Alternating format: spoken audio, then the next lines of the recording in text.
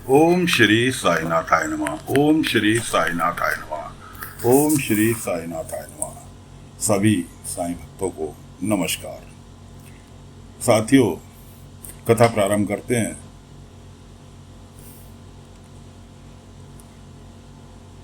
जैसे कि पिछले भाग में आपको सुनाया था कि बाबा ने घोषणा की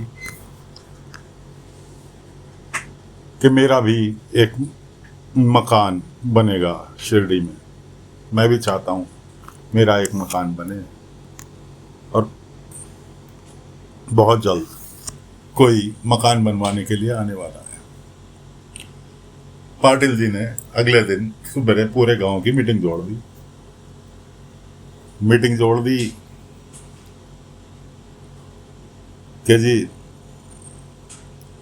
के साईं ने कहा है कि उनका मकान बने शिरडी में, तो क्यों ना हम लोग सभी लोग सहयोग करके साईं के लिए मकान बनवाएं। खैर, सभी लोग मीटिंग में प्रस्ताव पास हुआ और सभी लोग पहुंच गए द्वारका माई बाबा से आज्ञा लेने के लिए कि काम कब से चालू करें। अब बताने के लिए कोई तैयार नहीं। बाबा ने कहा, कैसे आए भाई आप लोग सब? सुबह सुबह बाईजामा वहीं बैठी थी।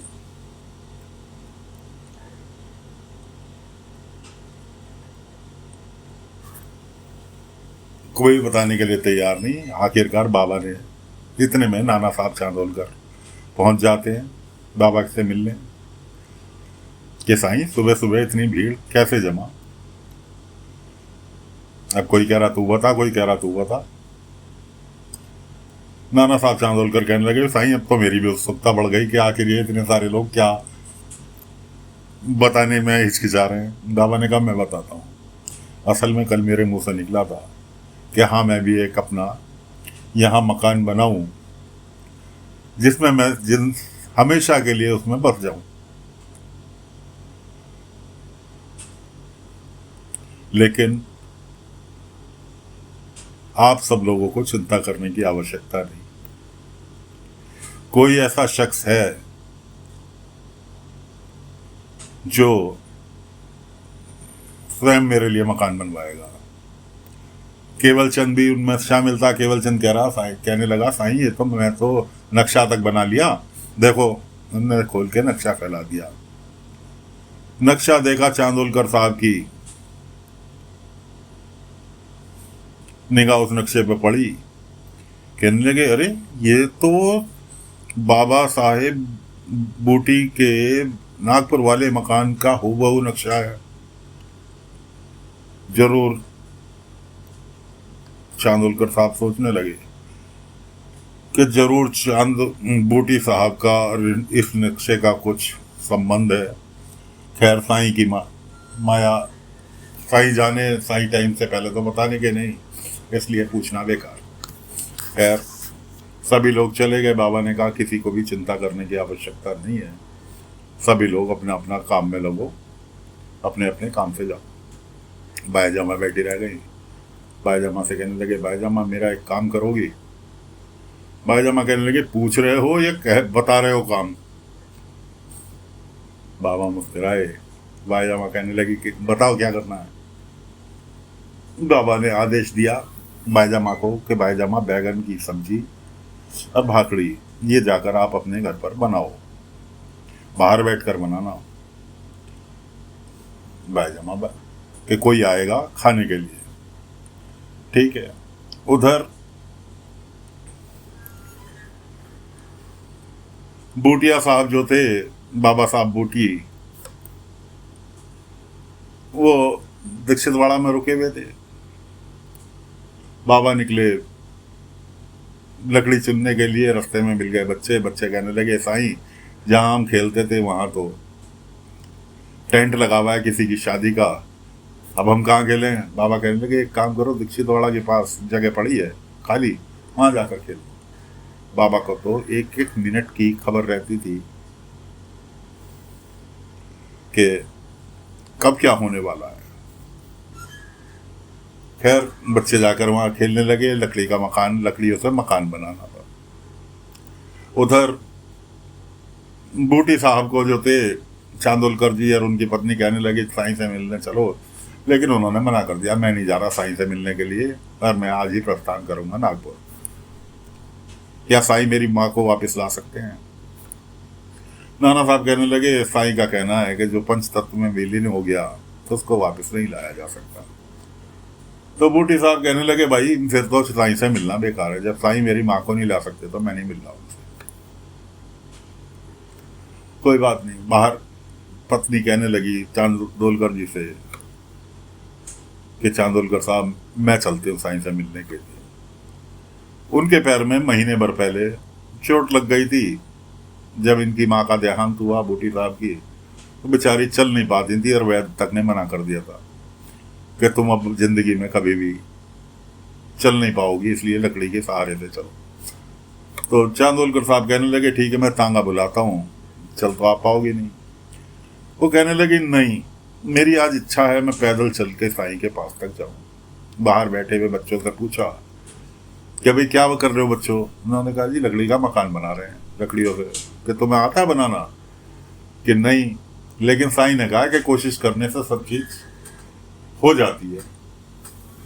तो उनके दिमाग में बात घर कर गई कि कोशिश करने से मैं भी पैदल पहुंच सकती हूँ।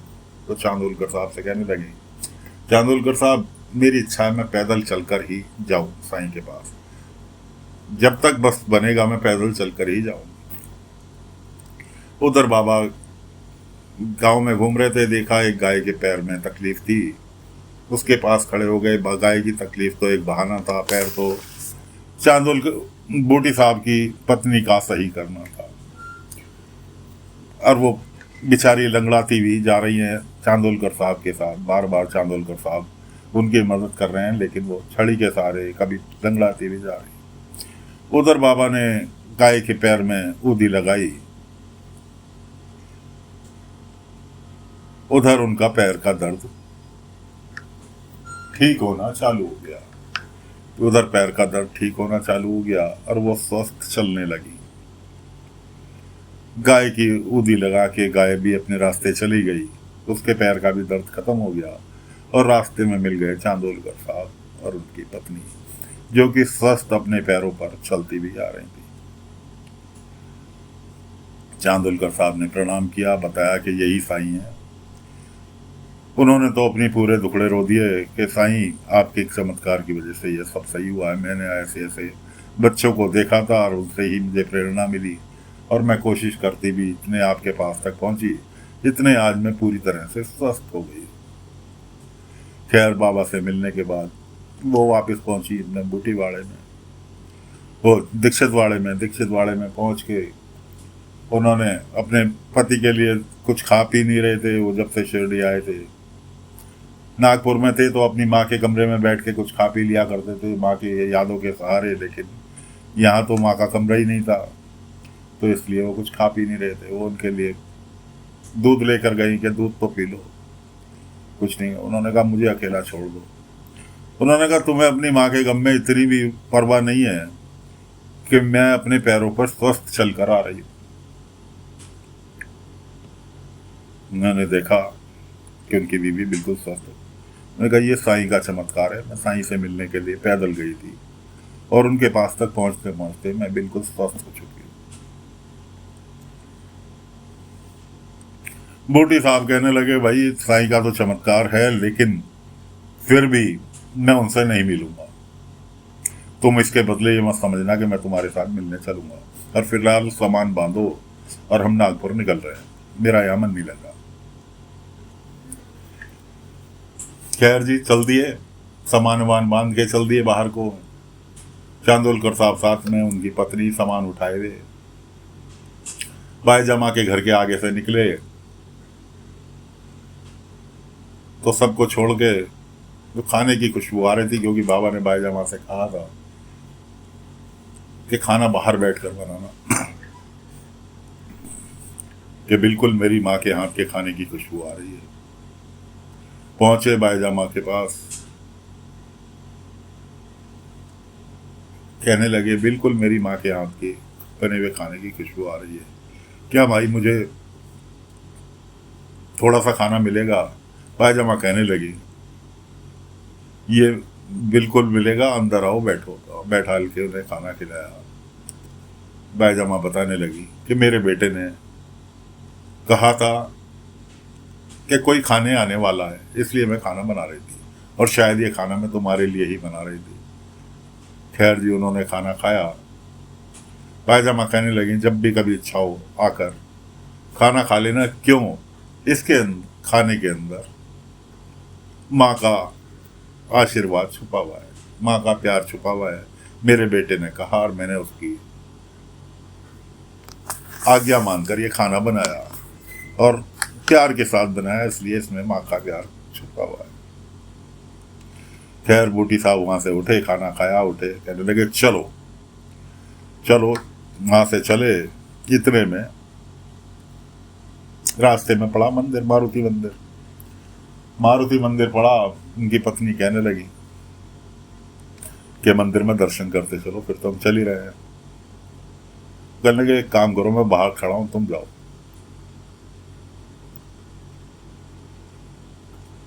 अब उन्हें कहना सुनना बेकार था। उनकी पत्नी और चांदोलकर जी अंदर मारुति मंदिर में पहुंच गए। हनुमान जी को सिर झुकाए हुए थे। इतने में बाबा प्रकट हुए। बाबा ने कहा कि तुम्हारी आई कहती थी कि माँ हमेशा अपने बच्चों के साथ रहती है, और तुम्हारी आई बहुत पूजा पाठ करती थी, जैसे कि भगवान ने अपने पास बुला लिया, तो क्या तुम उसकी एवज में पूजा पाठ छोड़ दोगे? इतना कह के बाबा वहां से गायब। और उनके हाथ में, वो खड़े हुए सोचते ही रह गए कि उनके हाथ में पूजा की थाली भी पहुंच गई, और वो मंदिर के अंदर कब पहुंच गए ये किसी को पता नहीं चला। उन्हें जब होश आया तो उनके हाथ में पूजा की थाली थी बूटी साहब के, और वो हनुमान जी के आगे खड़े हुए थे। खैर पूजा करी, उसके बाद घंटा बजाया। घंटा बजा के जैसे पलट के देखा तो सामने चांदोलकर और उनकी पत्नी, चांदोलकर और उनकी खुद की पत्नी खड़ी थी। बड़े आशारे से कि इनको बाहर मना कर रहे थे। जिस शख्स ने 3 महीने से पूजा पाठ छोड़ दिया हो, वो शख्स भगवान के सामने आरती की थाली लेके खड़ा है। खैर चल दिए। चांदोलकर साहब कहने लगे चलो बैलगाड़ी आ रही है। इतने में चंदू भागता आया, साईं साईं साईं कहाँ है, साईं कहाँ है? किसी बच्चे की माँ को सांप ने काट लिया। भीड़ जमा थी, साईं ढूंढे से नहीं मिल रहे थे। खैर वहां पे भीड़ जमा होती रही, और ये लोग भी वहीं भीड़ के पास पहुंच गए। और बच्चा चिल्ला रहा था आई जाना नहीं, मेरे साईं अभी आ रहे हैं, साईं अभी आ रहे हैं। इतने में बाबा प्रकट हुए। बाबा पहुंचे, उसके जहां सांप ने काटा था ऊदी लगाई, और सांप का जहर बाहर निकाला। उसकी आई को होश आ गया, और बाबा ने कहा, जोर से कहा तासे की, बूटिया साहब भी सुन लें,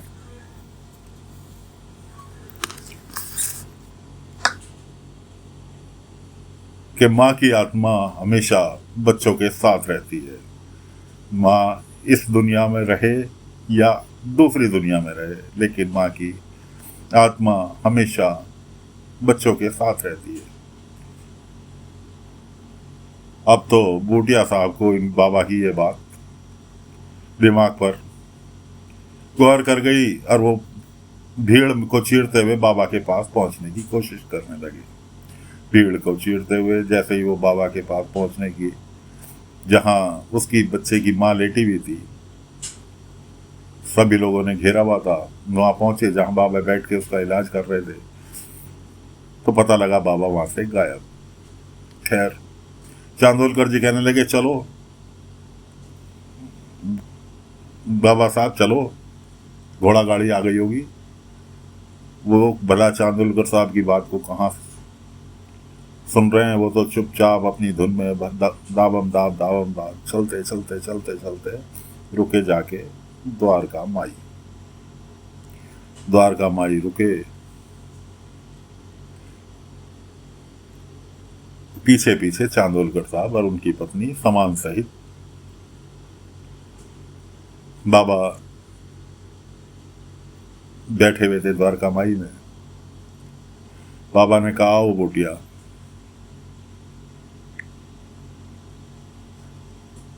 बूटिया, ये तो इस नाम से तो केवल मेरी आई मुझे पुकारा करती थी।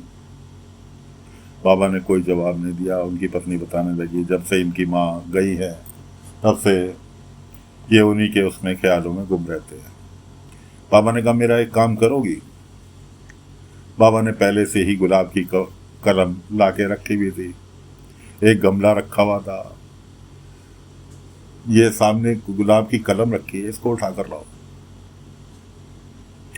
गुलाब की कलम वो उठा कर लाई। गमले के अंदर बाबा, जिसमें मिट्टी और पौधा पहले से लगा हुआ था, कहने लगे, इस कलम को इसमें गाड़ दो ताकि कि शाम की पूजा के टाइम के लिए फूल मिल जाएंगे। वो कहने लगे, साईं ऐसा कैसे संभव है, भला इतनी जल्दी फूल मिलते हैं क्या? बाबा ने कहा, यही हाल बूटिया के साथ है। माँ की ताजी ताजी यादें हैं जो धीरे धीरे धीरे धीरे ही जाएंगी। एकदम से अगर हम चाहें कि इनकी दिमाग से इनकी माँ की यादें निकल जाएं तो वो नहीं निकल सकती। क्यों? माँ बेटे का प्यार ही ऐसा होता है। और ये अपनी आई से, राइन से बहुत ज़्यादा प्यार करते थे, तो वो यादें धीरे धीरे ही धुंधली पड़ेंगी, एकदम से नहीं पड़ सकती। अब तो बूटिया साहब के मन की बात कह दी बाबा ने। कहने लगे, साईं, सिर्फ आपने मेरे को समझा, सिर्फ आपने ही मेरे को समझा। बाकी आज तक हर कोई मेरे से कहता, भूल जाओ भूल जाओ भूल जाओ। कैसे भूल जाऊं जिस आई के बिगर मैं एक पल नहीं चलता था, जिस आई ने मरते वाले दिन मेरे लिए, मेरी लंबी आयु के लिए उपवास रखा था। वो आई मेरे को छोड़कर चली गई, कैसे भूल जाऊं। तो साथियों, फिलहाल बूटी साहब द्वारका माई में बाबा के पास बैठे हैं, चांदोलकर साहब बैठे हैं, उनकी पत्नी बैठी है। आगे की कथा अगले अंक में लेकर हाजिर होंगे। फिलहाल कथा को यहीं विश्राम दे रहे हैं, यहीं पर विराम दे रहे हैं। अगले अंक में आगे की कथा लेकर हाजिर होते हैं, तब तक के लिए आज्ञा दीजिए। ओम साई राम, ओम साई राम, ओम साई राम, ओम साई।